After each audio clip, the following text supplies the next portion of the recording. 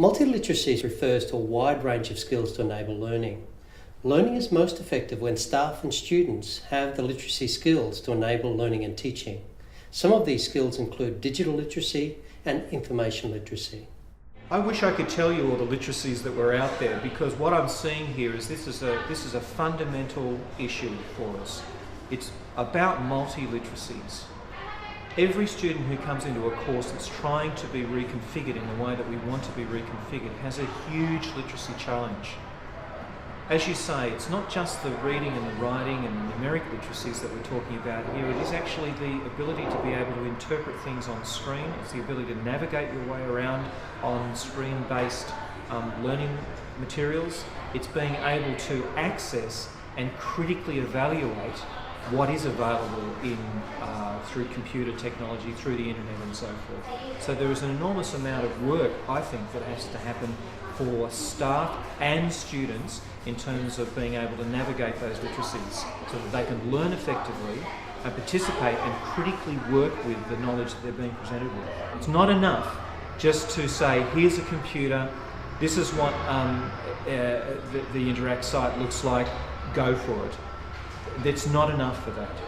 We need to help students to realise the plethora of information that's there and to make wise choices about what to interact with and how to interact with it. The literacies that are related to this subject, other than the basic scientific capacities, really related to the ICT environment. And this is actually the challenge, because we have students that come from a broad range of backgrounds. We have students which are in their mid-20s, they're very comfortable with ICT. We have students which are in their mid-50s, and they avoid computers as much as they can. And that's where our challenge lies. And this is why that residential school is most likely to become a compulsory part of the subject, so that we can actually bring those students which are not yet comfortable with computers to a level which is good enough. They're not going to become computer experts, but certainly they will be experts in the area of ICT that they need to use for the subject. What we're trying to do with any academic who's teaching in that environment, we try to have a helper, and that's not a student helper, that's either an academic helper or a past student who still wants to come in and be part of our community. And it's good to have someone there to have that technical support. So if you've got an academic who's working with class, if there are some students who may be having a technical difficulty with their sound or with their voice, they can actually communicate via private messages, for example, to the person who's the designated helper. So there are ways around it. Certainly there are complexities about that classroom, and that's not going to be attractive to all academics, because it's not just a case of get them in and everyone can function effectively. You've got to get them up to a basic level of functionality. Digital literacies is a really vexed sort of area, because it's one of those areas in this field where people take a lot for granted, and there's a lot of assumptions made, and my students come in with a lot of assumptions, and I think, where on earth did you get that idea from? Distance students are often older, and I get a group who, taking my subjects, ICT and education, who are terrified. I can use Word, but that's it, and I'm not sure what to do. They often come with ideas about Facebook and all that's evil, and there's from the news and all those sorts of things. And it's very common, of course, with our younger students, our fresh out of high school students, that they know about computers and they know how to use this stuff and they know how to manage all their online lives, and that's a very dangerous assumption to make as well.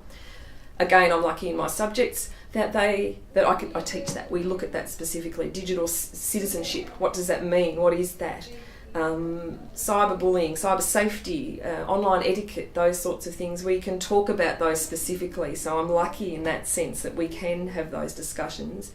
In terms of a range of literacies that learners need, well, first and foremost, in a problem-based learning environment, we have students working in close proximity through challenging problems where people's differing values emerge and are often the cause of some tension, and then of course there's a need for diffusing tension really before it crops up. So in terms of conflict resolution and group development processes and things of that nature, what we are really endeavouring to help students understand or develop are literacies, for want of a better term, in understanding that as soon as people get together, they're not necessarily going to open up and get along. So group development processes become part of our pulse teaching opportunities within problem-based learning.